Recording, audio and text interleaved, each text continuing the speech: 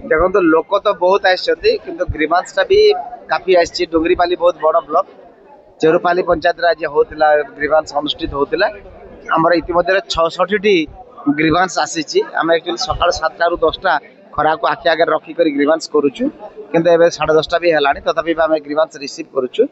लोकंर आशा भरसा रोचे कम हम बोलिक डुंगरीपाली बेसी रही जेहेतु लोक संख्या ये बेसी लोक ग्रीवांस भी बेसी रही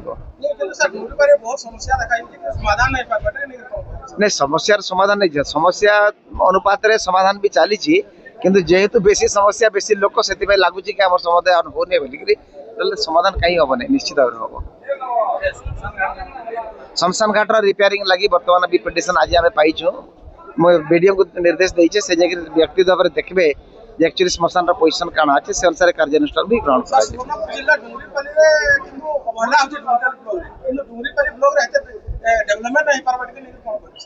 नहीं डुंगरीपाली अन्य ब्लॉक भाया डुंगरीपाली ब्लॉक भी से समान ध्यान दि जाऊे आमर अटेंशन सब जगह रही